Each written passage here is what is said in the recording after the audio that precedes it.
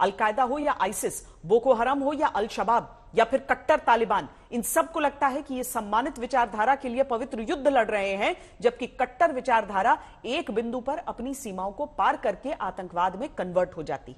गजवाए हिंद को सम्मान की नजर से देखने वालों और इस सोच के तहत आत्मघाती हमलों का प्लान बनाने वालों से भारत को खबरदार रहना होगा। कानपुर में पत्थरबाजी, 15 इस्लामिक मुल्कों का विरोध, 57 इस्लामिक मुल्कों की बेचैनी, 2 आतंकवादी संगठनों की धमकी भरी चिट्ठियां और सोशल मीडिया पर अनगिनत धमकियां। नूपुर शर्मा के बयान के बाद बतौर मुल्क लोकतांत्रिक भारत के विरोध की ये चिंगारी दुनिया भर में फैलाने की कोशिश हुई और इस कोशिश के पीछे की नीयत का पर्दाफाश तब हुआ जब आतंकवादियों की एक चिट्ठी भारत के नाम जारी हुई। ये चिट्ठी जारी करने वाला आतंकवादी संगठन अलकायदा इन सब कॉन्टिनेंट यानी AQIS था। इस चिट्ठी में खुलेआम भारत पर आतंकवादी हमले की धमकी दी गई थी और इस चिट्ठी में गजवाए हिंद की अपनी मजहबी मंजिल का जिक्र भी किया गया था। पाकिस्तान में गजवाए हिंद को मजहब का मकसद बताने वाला चूरन सिर्फ वहां के कट्टर मौलाना ही नहीं बेचते, ये जायद हामिद है, ये गजवाए हिंद के सपने बेचता है। ये आतंकवादी सरगना हाफिज सईद है। गजवाए हिंद के नाम पर हजारों नौजवानों को आतंकवाद की खाई में धकेल चुका है। ये आतंकवादी सरगना मसूद अजहर है। गजवाए हिंद के नाम पर इसने भारत में खतरनाक आतंकवादी हमले कराए। यहाँ तक कि शोएब अख्तर जैसे खिलाड़ियों ने भी पाकिस्तानी चैनल के एक इंटरव्यू में गजवाए हिंद पर पूरा यकीन दिखाया था और इसी गजवाए हिंद थ्योरी पर अब इस्लामिक आतंकवादी संगठन भारत में भी पांव पसारने की कोशिश कर रहे हैं।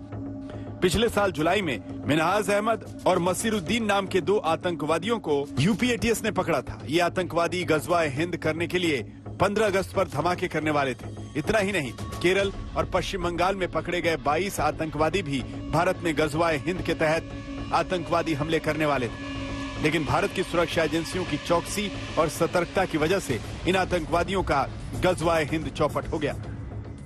जो लोग सपना देख रहे हैं गजवाए हिंद का, मैं बहुत स्पष्टता के साथ कह सकता हूं, ये नया भारत है।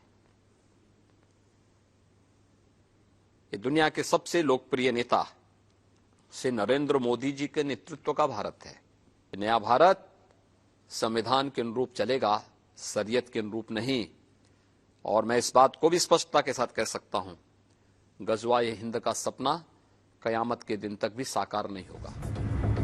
आतंकवादी संगठनों के गजवाए हिंद वाले खतरनाक ख्वाब को चाहे सभ्य दुनिया जितनी बड़ी जहालत माने, लेकिन भारतीय खुफिया एजेंसियों की रिपोर्ट के मुताबिक सच ये भी है कि पाकिस्तान ने 27 नवंबर 2017 को भारत और पाकिस्तान के अलकायदा से जुड़े तमाम आतंकवादी संगठनों की बैठक में ये प्रस्ताव पास किया था कि भारत पाक मुल्क की सरहद भुलाकर गजवाए हिंद करना है। इसके बाद 2018 में भी जैश ए मोहम्मद ने 13 सत्रों में 700 लोगों और 65 उलेमाओं के बीच गजवाए हिंद की चर्चा की थी और फिर फरवरी 2018 में सुंजवान आर्मी कैंप पर इस्लामी कट्टरपंथी आतंकवादियों ने हमला कर दिया था। हालांकि उसके बाद भारत के रुख और जवाबी पलटवार और एक के बाद एक स्ट्राइक से पाकिस्तानी हुकूमत, पाकिस्तानी फौज और पाकिस्तानी आतंकवादियों ने गजवाए हिंद को आगे बढ़ाने का दुस्साहस नहीं किया। आज तक ब्यूरो।